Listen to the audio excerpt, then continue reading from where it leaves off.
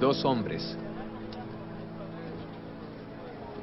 fueron al templo a orar. Uno era fariseo y el otro era recaudador. El fariseo... Buenas tardes para todos ustedes. De nuevo en este programa semanal de Una liturgia para la vida. Les comparte estos momentos de reflexión el Padre Víctor Anguiano, de la Diócesis de San Cristóbal de las Casas, Chiapas, México.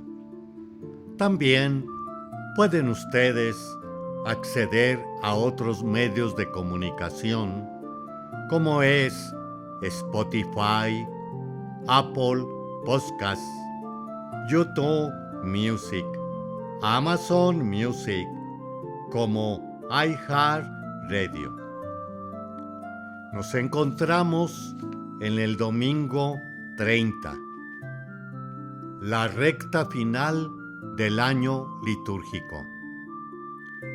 De ahí que vuelve a hacernos eco este final, personal como también universal, de la escatología o la venida gloriosa segunda de nuestro Señor Jesucristo. Y nos viene a este caso la segunda lectura de hoy, de que le está dando unos consejos Pablo a Timoteo, hablándole precisamente: para mí ha llegado la hora del sacrificio. Como se acerca el momento de mi partida. También lo que nos está precisamente interpelando y a nosotros viene siendo el evangelio de estos dos personajes. Primeramente, el fariseo. Segundo, el publicano. Y no se niega un tercero: Dios. Para esto necesitamos recorrer aquellos tiempos y momentos del fariseísmo, que era este grupo numeroso, más importante en aquellos tiempos. Eran aquellos que se imbuían en la Escritura, se empapaban de ella, y a tal manera que para no quebrantarla le ponían más para que no se llegara a quebrantar o a violar. Una cosa bastante aquí que se puede darnos idea. Se decía por cuestión higiénica: lávense las manos, purifíquense también, pero ellos aumentaban hasta el codo, por aquello que fuese solamente los dedos y no toda la palma, habían aumentado la ley. Y vemos nosotros también en la expresión que éste da ahora en el Evangelio. Y precisamente nos está diciendo: no soy como los demás hombres, ladrón, injusto y adúltero. Ayuno 2 veces por semana y pago el diezmo de todas mis ganancias. Aquí también debemos de aclarar algunos conceptos que no son tan exactos como los de ahora. Uno de ellos viene siendo el adúltero, el adulterio que hoy conocemos. Y en aquellos momentos era más bien el que habían adorado a otro Dios. En este caso, al César, al Augusto o al aquel otro que estuviese en el trono del Imperio Romano. No me he pasado al otro bando, a la idolatría. Recordemos también esto en el juicio de Jesús. No tenemos más rey que el César. Y si no lo matas, no eres amigo del César. Entonces, allí está un tanto claro precisamente el llevar este adulterio. Luego, también aquí, ojo con el diezmo. Esto es para la actualidad en nosotros. Pagamos el diezmo de las ganancias, o mejor dicho, se pagan los impuestos y que con ellos se hacen el beneficio para nuestra sociedad, hospitales, escuelas, alumbrado. Pago a los policías, al ejército, o estamos, como se dice, evadiendo impuestos.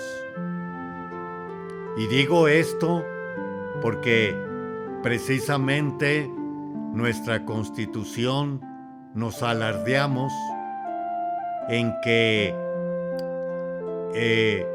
la educación es gratuita. No tanto. Es a través de todos los impuestos que se dan. Placas de carro, tenencias, la cuestión también de el clásico 16% en los productos que consumimos, en el predial, y pongámosle más. ¿Para qué son esos impuestos? Para pagar a los maestros, la escuela, el hospital, los medicamentos que se dan en las cuestiones oficiales. Entonces, pues no se paga el impuesto de tal o cual changarrito, como también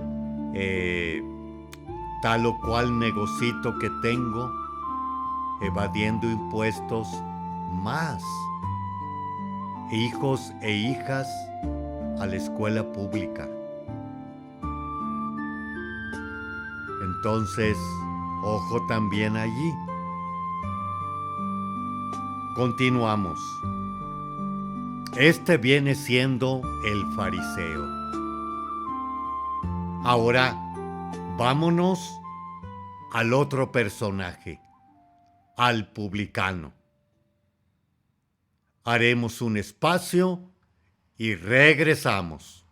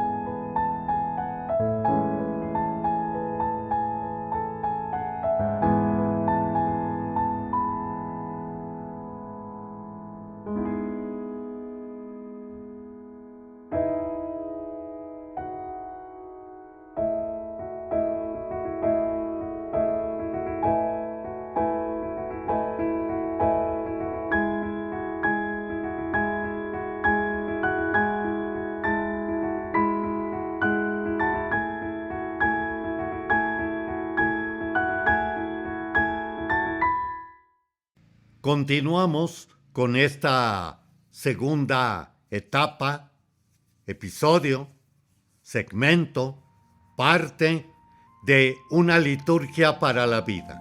Domingo 30, dos personajes que se nos están presentando y que desafortunadamente en la actualidad pues no muy nos dice estos personajes, pero sí en aquellos tiempos para poderlos así pasar a nuestra vida.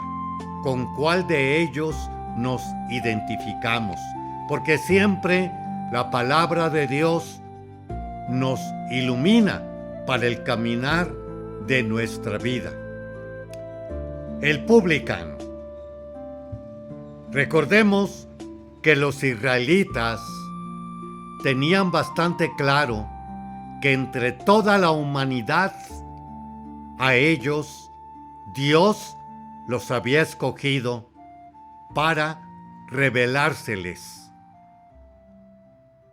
Y consecuentemente, todo el resto de la humanidad, como decíamos, eran personas clasificadas como, en pocas palabras ahora, publicanos, gentuza, nacada, monteronada. O también lo vamos a ver en la escritura, son los perros, son los idólatras, son los paganos, son los incircuncisos. Y sin negar lo que hablábamos hace rato de no soy adúltero, no me he pasado a ese bando donde su Dios es el César, o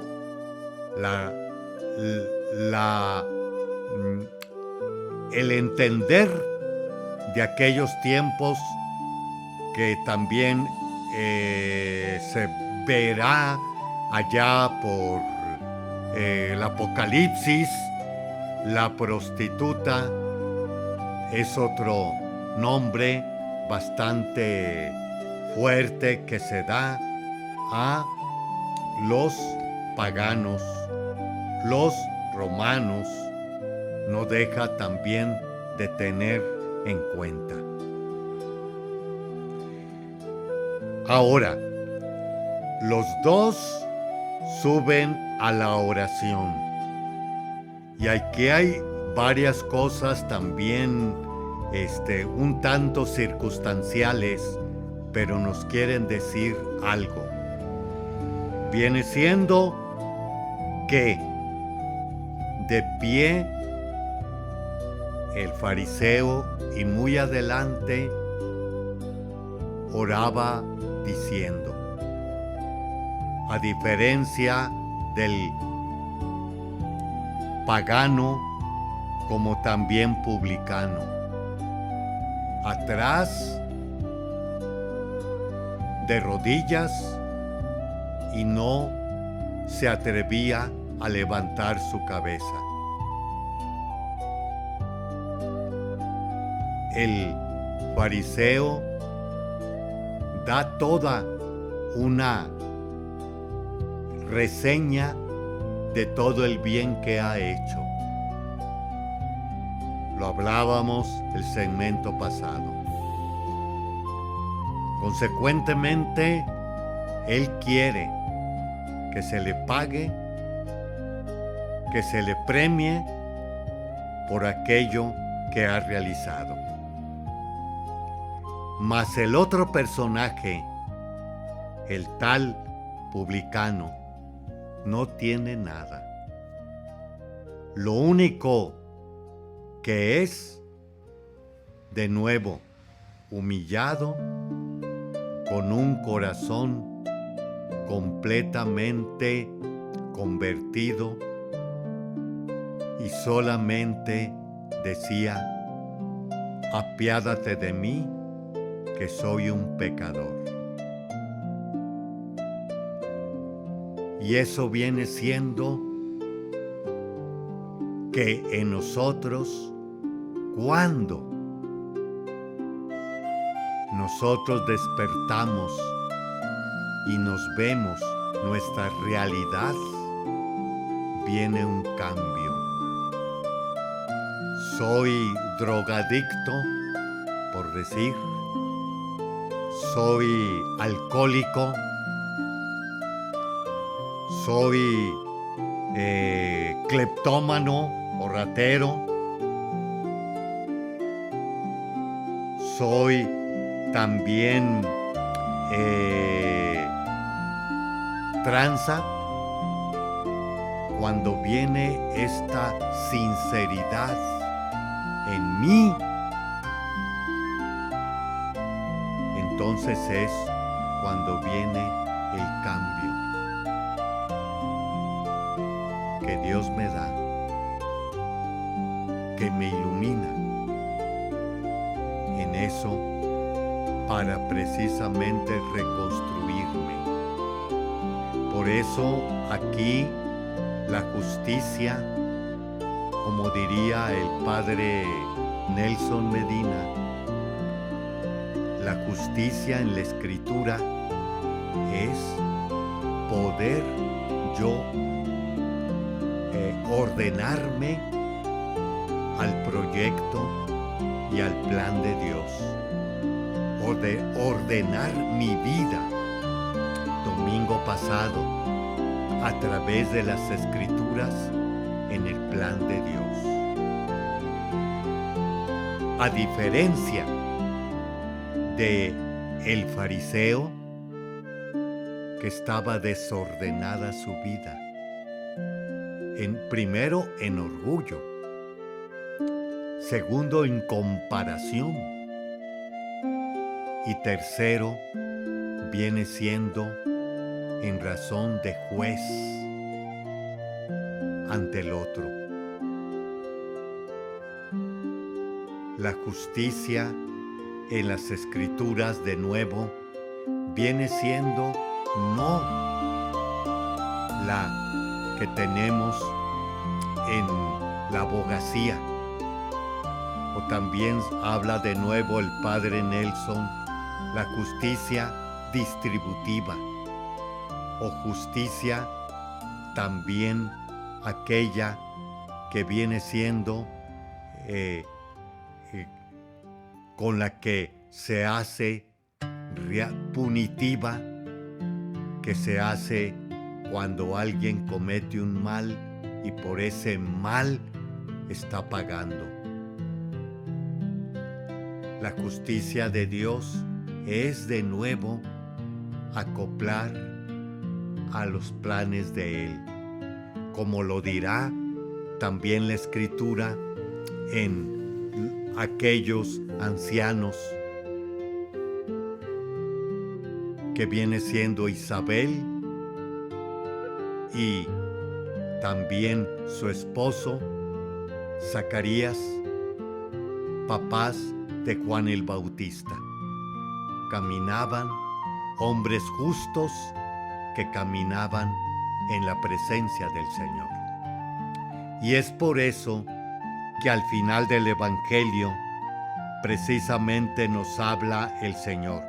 Pues bien, yo les aseguro que el publicano, bajó a su casa justificado, y aquel no, porque todo, aquí viene el desorden, todo el que se enaltece será humillado, y el que se humilla será enaltecido.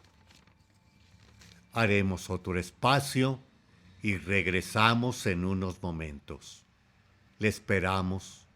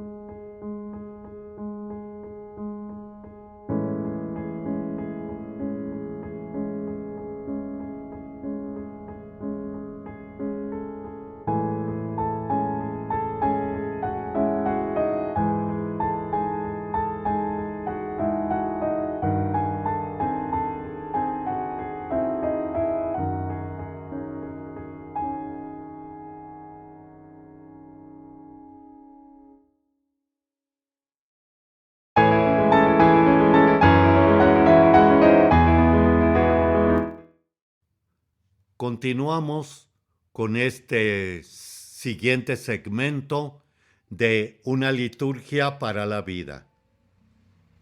Vamos a adentrarnos en el catecismo de la Iglesia que nos está aclarando la liturgia en el catecismo. Y continuamos con la invocación del Espíritu Santo y la certeza de su presencia y de su acción. La Iglesia sabe que posee el misterio de Cristo, que hace presente en los sacramentos y de modo especial en la Eucaristía. ¿Por qué la Eucaristía? O la misa, que también así le conocemos. Pues porque en la Eucaristía o misa está real y verdaderamente presente el Señor Jesús. Recordemos, donde están dos o tres, allí estoy yo en medio de ustedes. De nuevo, en la Eucaristía o en la misa están integrados los demás sacramentos: exequias o difuntos, 15 años, matrimonio, bautismo, confirmación, unción de enfermos. Pero el principal de ellos, la Eucaristía, también está precisamente de nuevo por el Espíritu Santo, está Dios en cada uno de los sacramentos, pero especialmente en la Eucaristía. Ojo, porque varias de las ocasiones nosotros queremos darle mucho realce al 15 años, al matrimonio, a las exequias o al difunto.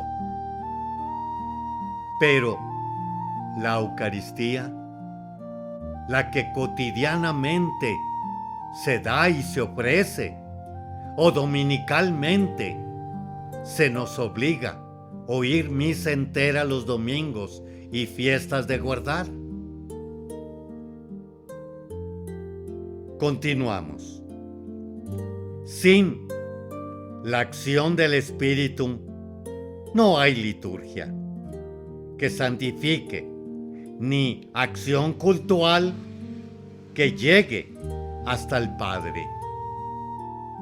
De nuevo, en la Eucaristía, donde están dos o tres, allí estoy en medio de ellos, viene siendo la alabanza al Padre por el Hijo en el Espíritu Santo. La cuarta acción del Espíritu en la liturgia es la comunión, que es misión para realizar plenamente la obra salvadora mediante la obra de los fieles que viven en la gracia de los sacramentos. A todos nos une en la comunión trinitaria y nos reúne en las demás estrecha comunión fraterna. Pone a todos en comunión con el Señor para formar su cuerpo. Acaba la celebración de la liturgia. Él fecunda la vida de los fieles a fin de que vivan en el culto de la existencia cotidiana, el sacerdocio real y el culto espiritual. Prolonga así la presencia viva de Cristo en los fieles y los transforma a imagen de su primogénito. Un buen resumen del papel del Espíritu se encuentra en la siguiente afirmación: la gracia sacramental es la gracia del Espíritu Santo, dada por Cristo y propia de cada sacramento. El Espíritu cura y transforma a los que lo reciben, conformándolos con el Hijo de Dios. El fruto de la vida sacramental consiste en que el Espíritu de adopción deifica a los fieles, uniéndolos vitalmente al Hijo único, el Salvador.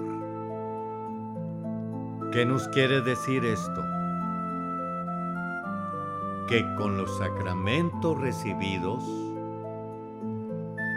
nosotros nos conformamos al Hijo de Dios. Esto es, nos deifica, nos hace divinos, uniéndonos al Hijo único, el Salvador. Lo que se hablaba en el segmento pasado, configurarnos al plan de Dios y comenzar nuestro caminar en concordancia con el plan de Dios, o también, como se decía, en razón de la justicia, acomodarnos al plan de Dios. Enderezar precisamente nuestra vida. De nuevo, el publicano salió justificado, salió enderezando su vida. Continuamos. Los sacramentos de la Iglesia. Dios Trino actúa hoy por medio de su Iglesia. Nos comunica el misterio pascual de Cristo por y en la mediación de la Iglesia, animada por el Espíritu, que es su alma, a partir de Pentecostés. Y nos habla aquí resumiendo: Cristo manifiesta, se hace presente y comunica su obra de salvación mediante la liturgia de su Iglesia hasta que Él venga.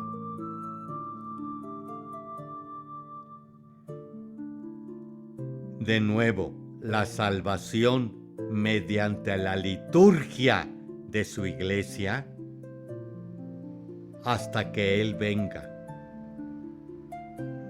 La salvación pues se da a través de la Iglesia, en todo aquello que obra de palabra, que obra en razón de canto, que obra en razón de signos, que obra y hace en cuestión de danzas. Son estas y estos más elementos que nos ayudan precisamente a ser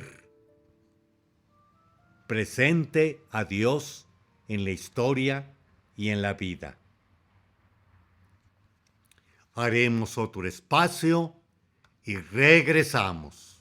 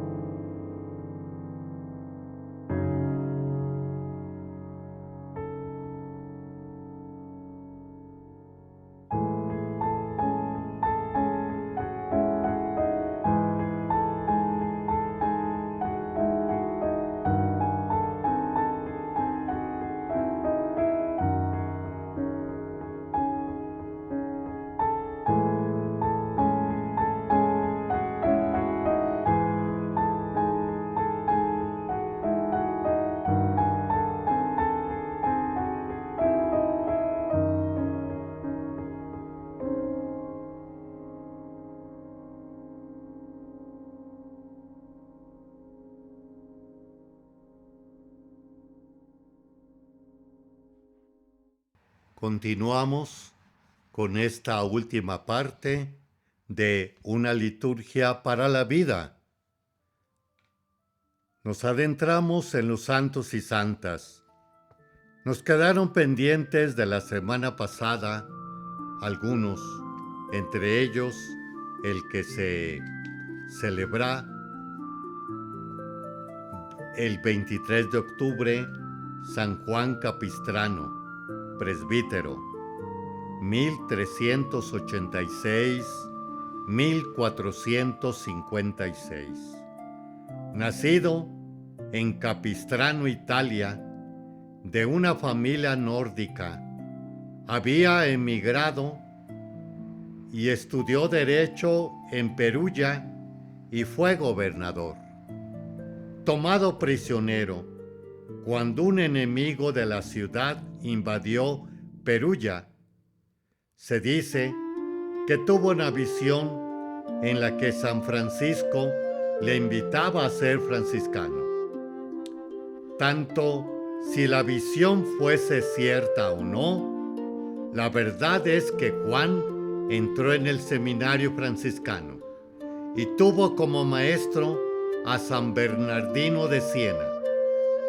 Después de su ordenación, se entregó a la predicación y fue misionero en Alemania, Austria, Polonia y Hungría.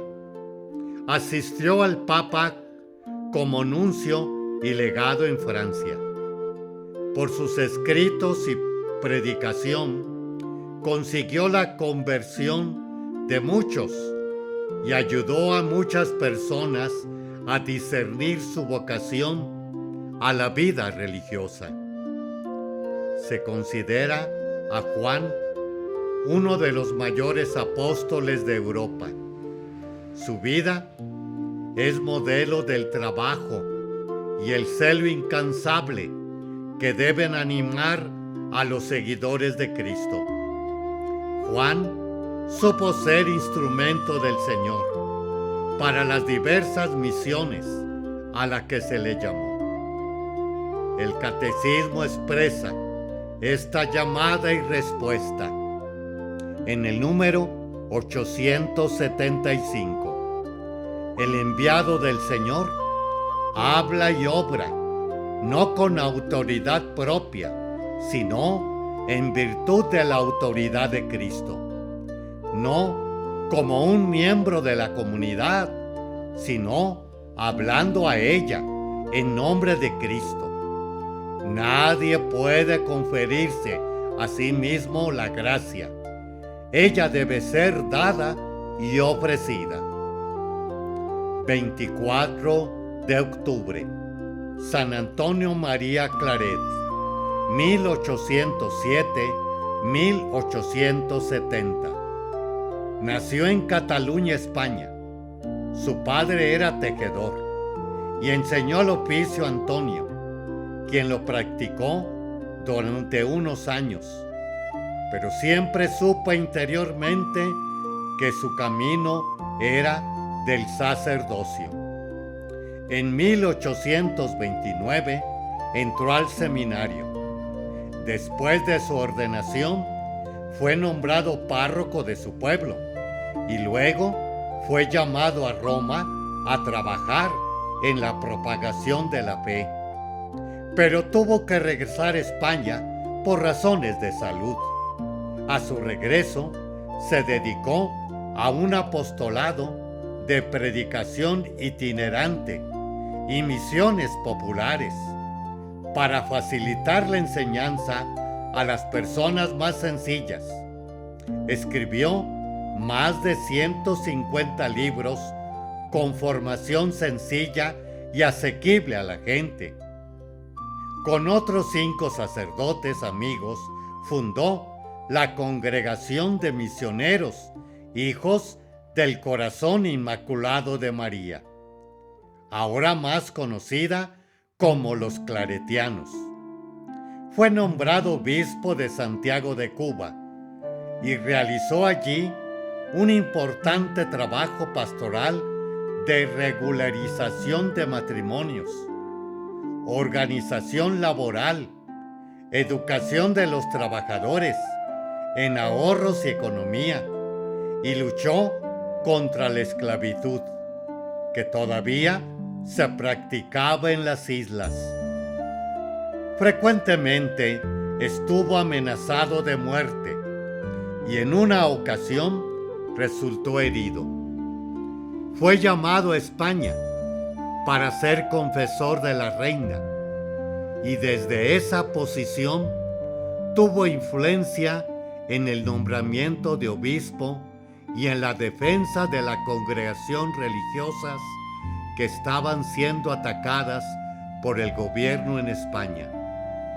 Ayudó a preparar el Concilio Vaticano I, pero por las tentaciones políticas y tensiones en toda España, tuvo que marchar a Francia en exilio con la reina.